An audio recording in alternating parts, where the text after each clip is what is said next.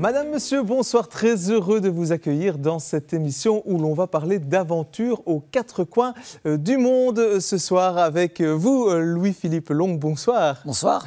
Et puis en fin d'émission, nous rejoindrons également Nicolas Topard qui a terminé le trail de la Diagonale des Fous du côté de l'île de la Réunion. Alors Louis-Philippe, depuis une quinzaine d'années maintenant, vous ne cessez de multiplier les aventures hors des sentiers battus, la Tasmanie, le désert du Simpson, en Australie, la Pologne, la Suède, la Bolivie. Comment vous est venue finalement cette passion, ce goût de l'aventure? Tout simplement, au départ, j'aimais la plongée sous-marine. Je suis parti en Australie. Et là, à un moment donné, on découvre le centre rouge et la randonnée. Et je commence à faire des randos. Et puis à un moment donné, on se dit, on va faire des marchés dans des endroits où l'homme n'a pas été, donc pas des randonnées officielles. Et puis on crée son propre projet.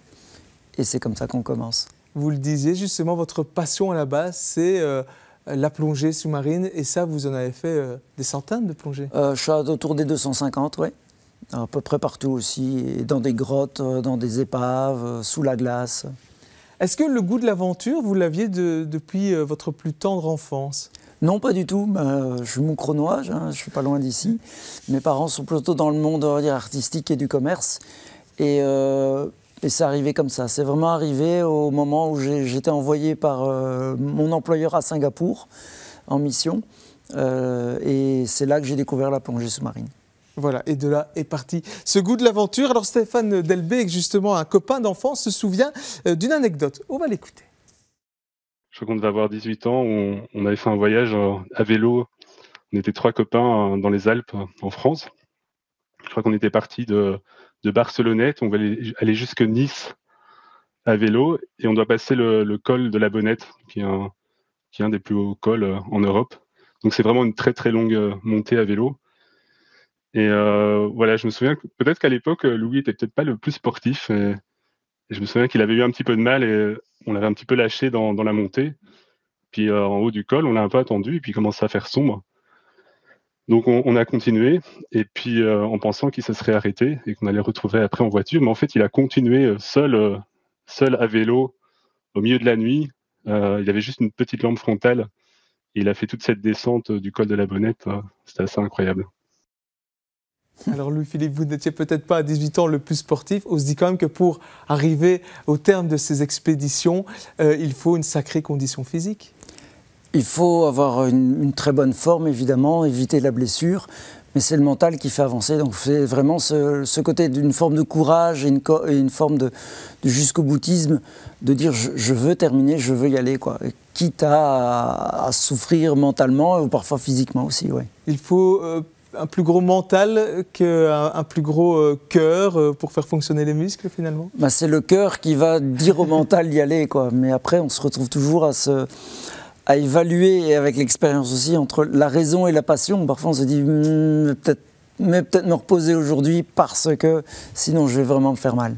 Alors justement, cet avis, en parlant du mental qu'il faut avoir, est partagé par l'aventurier français, un de vos amis, Charles Manini. Je pense que c'est plus la curiosité avant tout, parce que physiquement, on n'est pas des bêtes. Je crois qu'un gros moral et puis l'envie d'aller jusqu'au bout. Voilà.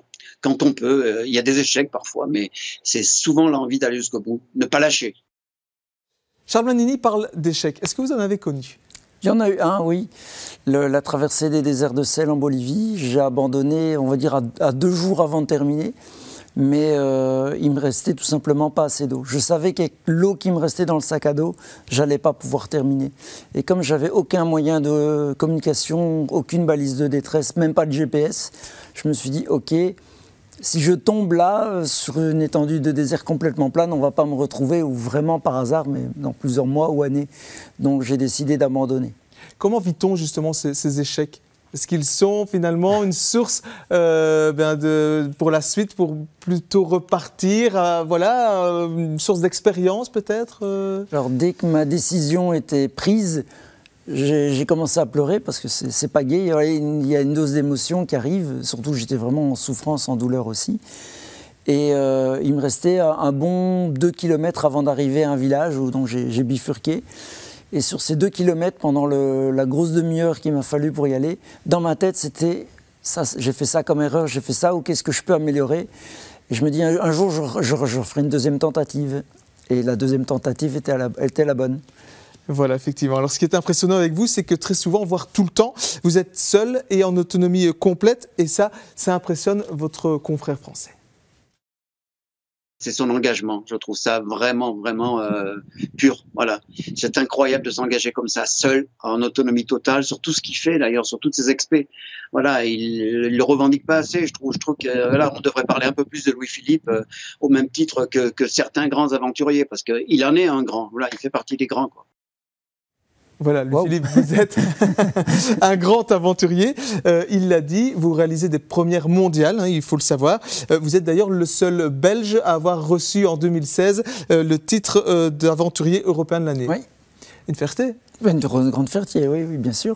Alors justement, pourquoi vouloir faire ça seul, en autonomie complète? Finalement, vous prenez des risques, de grands risques. Alors dans ces cas-là, oui, les risques sont plus grands qu'à plusieurs. Évidemment, quand on est tout seul, si on tombe inconscient ou on se fait mal, on n'est plus capable d'appeler les secours. Donc ça, c'est un grand problème. Ou si on tomberait dans une crevasse, se sortir tout seul, c'est vraiment pas évident. Donc ça, c'est le gros risque. Par contre, justement, le solo en autonomie complète fait que si je suis malade aujourd'hui, ben, je me repose. Et on va dire, mon partenaire qui n'est pas là ne va pas commencer à râler alors que lui était en pleine forme. Et il se pourrait très bien que la semaine d'après, c'est lui qui est malade et moi en grande forme. Et donc, quelque part, on perdrait 2 jours sur une durée très limitée, puisqu'en autonomie complète, on est limité par son eau, par ses vivres, par son gaz, son fuel, et que c'est calculé, on va dire au millimètre, même si on ne parle pas en millimètres, mais c'est calculé au gramme près, quoi, de ce qu'on mange ou ce qu'on consomme.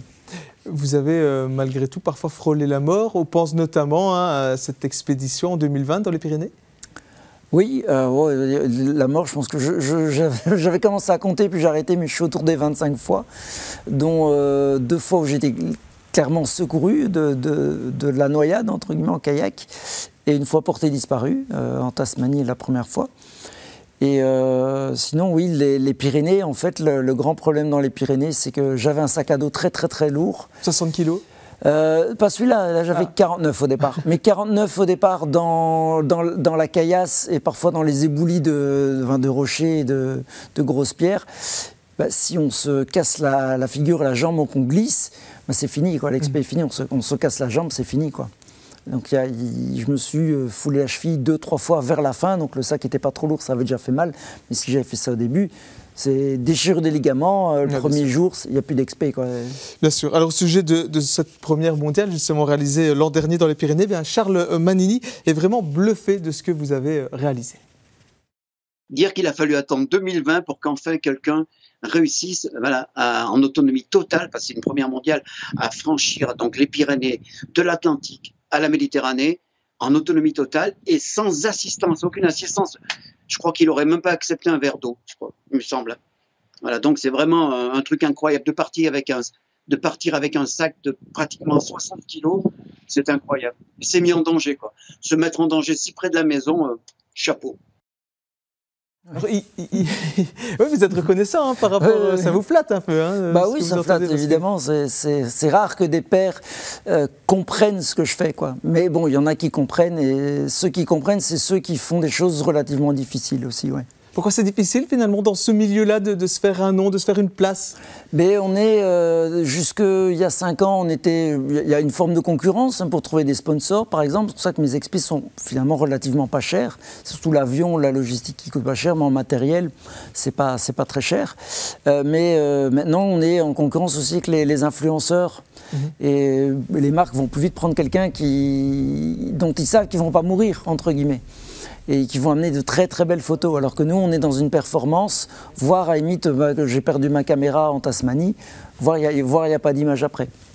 Ça arrive. Effectivement. Et comme vous parlez de la Tasmanie en hiver, à l'époque, certains n'ont pas cru en la réussite de cette expédition. Ils pariaient quasiment sur le moment où vous devriez être secouru.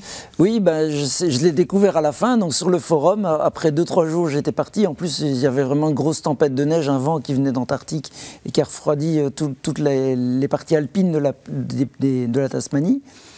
Et sur le forum, j'ai vu, on prend les paris pour à quelle date ou à quelle heure il va se faire secourir par l'hélico ou autre, encore si l'hélico décolle, quoi. Ouais, effectivement. Quel est le truc le plus fou que vous ayez jamais tenté? Le plus dur, c'était la Tasmanie en hiver. C'était le plus long, le plus dur et aussi le plus dangereux. Parce que, on est en hiver, donc voilà, il fait froid et mouillé tout le temps. Et surtout, c'était pas du froid sec. Vaut mieux être à du moins 15, moins 20 qu'être autour du zéro. Autour du zéro, on est mouillé, on a froid, je ne pouvais pas m'arrêter. Le terrain est meuble, on peut glisser dans la boue, dans la neige, on peut passer à travers la neige parce qu'elle est trop molle. C'est un piège. En fait, la Tasmanie, c'est un piège humain. C'est un truc qui a envie de manger. C'est la nature a envie de manger l'homme et de ne pas le recracher par après, quoi. Comment justement avez-vous toutes ces idées d'expédition, ces premières mondiales? C'est surtout l'envie de voir des beaux paysages. Après, c'est vrai qu'on pourrait le faire de manière moins aventureuse et moins dangereuse. Et après, d'y aller, j'ouvre tout simplement un atlas. Ou alors je vois un documentaire qui me montre un beau paysage. Je me dis, je veux y aller. Et puis je dis, tiens, en autonomie ou d'une manière un peu différente qui me permet d'avoir une immersion totale dans le paysage. Et c'est ça que je recherche. Alors ces expéditions, vous les faites soit en marchant, soit, comme ici sur ces images, en kayak. Oui, ce sont mes 2 moyens de progression principaux. Pourquoi le kayak? Pourquoi pas? Non, j'aime beaucoup. En fait, c'est. En Belgique, on a beaucoup parlé du kayak au début du confinement. Oui. C'est peut-être grâce à moi, merci Sophie. Non, le kayak, ça permet de rentrer une autre dimension. Quand on est sur le terrain, vaut mieux être à pied, on est mobile, on va partout. Et le kayak, sur les lacs ou les rivières, permet justement d'aller plus vite, ou en tout cas de naviguer, quoi. Alors toutes ces expéditions, ça demande évidemment beaucoup de temps de préparation aussi avant de partir. Oui, jusqu'à le Simpson en 2008, c'était 1 an, plein temps, après mon travail, mais ça représentait 40. Donc 40 fois à peu près 50, enfin 2000 heures de travail, hors expé. Et bien justement, pour votre ami d'enfance, la préparation et une certaine minutie constitue d'ailleurs votre grande qualité. Sa plus grande qualité, je crois que c'est quelqu'un de très organisé.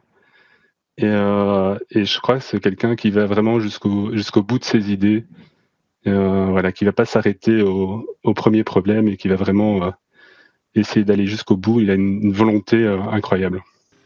Et à l'inverse, puisque vous le connaissez bien, s'il avait un défaut, ce serait lequel? Mais c'est peut-être justement dans la même idée, c'est qu'il va toujours aller jusqu'au bout, même si parfois, parfois les éléments viennent contre, et il faudrait peut-être s'arrêter, mais non, il va vraiment pousser jusqu'au bout. Alors, dernière réalisation en date, c'était cet été, du côté de la Suède, de la Laponie. Oui. Première mondiale. Voilà, une première mondiale pas très compliquée finalement, mais elle m'attendait, entre guillemets, donc elle était évidente pour tous. Il fallait être le premier à le faire, tout simplement. Donc là, il y a une randonnée qui s'appelle la Kungsleden, c'est un peu le GR20, donc la grande randonnée connue en Suède.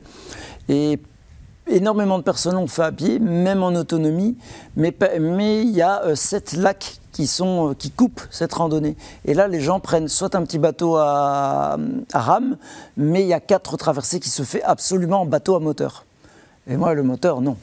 Donc, j'ai dû prendre le Packraft, qui est un petit bateau jaune, généralement en plastique, qu'on gonfle.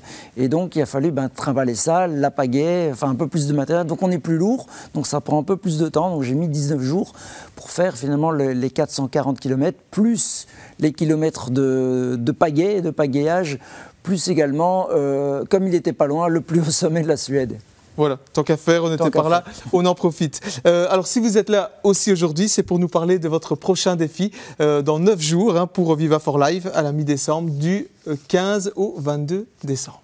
Oui, je vais me suspendre sur une plateforme de 5 mètres carrés qui sera à peu près à une dizaine de mètres de haut, attachée à une grue, donc suspendu à une grue finalement. Et on est aux portes de l'hiver, hein, et donc comment je vais réagir? J'ai déjà un peu moi le vertige, un peu le mal de mer parfois, donc il y a un effet pendule de la plateforme qui peut bouger. Il y a le froid, il y a est-ce que je ne vais pas tout d'un coup faire tomber quelque chose à terre? Bon, il y a des barrières pour protéger les gens qui ne peuvent pas être juste sous la plateforme. Et l'idée, c'est de tenir une semaine sans me faire aider. On a fait les tests ce matin, des premiers tests avec la grue, là, plutôt positifs? Très positif, puisqu'elle est horizontale, elle tient très bien, elle est un peu plus lourde que prévu, mais elle est vachement solide. Alors évidemment, c'est pour la bonne cause, ce défi un peu fou. Oui, moi ce que je veux, c'est que les gens, en tout cas, soient inspirés par des idées un peu saugrenues, qu'on puisse jouer sur le surréalisme belge, parce que finalement, on ne voit pas le dessus de la plateforme, c'est de la fausse herbe, du faux gazon vert où je vais planter ma tente, donc je vais camper comme dans un pré, part que le pré fait 5 mètres carrés et il sera en l'air. Et que vous serez en autonomie. Et je serai en autonomie, donc oui, je ne peux pas aller à la rivière chercher de l'eau. Voilà, ce défi, vous souhaitez aussi l'inscrire finalement dans un certain concept de liberté. Évidemment, ça a tout son sens pour l'instant, hein, la liberté. Oui, on en parle beaucoup évidemment avec les restrictions, et je pense que beaucoup de personnes ont toujours dit je veux de la liberté, ou on touche à ma liberté, mais on a oublié, et d'ailleurs c'est inscrit dans les déclarations des droits de l'homme, des droits de l'homme, que finalement sa liberté dépend des droits d'autrui. Donc on est toujours limité par quelque chose, par les lois en place dans un pays ou par son voisin entre guillemets à côté de sa maison. Et dans ce cas-ci, je serai le roi du monde sur 5 mètres carrés. Ouais, du côté de l'Office de tourisme de Tournai. Voilà. Rendez-vous sur votre site pour toutes les informations et pour faire aussi évidemment des versements pour cette cause. Pour Viva for Life, oui. Voilà. Après ce défi, vous souhaitez aussi réaliser des films pour faire des conférences et quelque peu rentabiliser toutes ces expéditions? Oui, il est temps. En 15 ans, j'ai jamais fait, personne m'a vu en conférence comme ça, en tout cas dans la région. J'ai fait quelques-unes ici à gauche, à droite, de taille modeste. Et l'objectif, c'est de faire 4 films. Donc il y a un des films sur les escaliers de Buren à Liège qui est déjà fait, qui est déjà tourné un peu en festival. Il y a un film sur les Pyrénées, un film sur la Laponie, et le 4e film qui sera sur Tournai quelque part, sur cette plateforme en l'air. Voilà, eh bien on vous suivra bien évidemment dans les jours et semaines à venir pour ce très beau défi. On va rejoindre après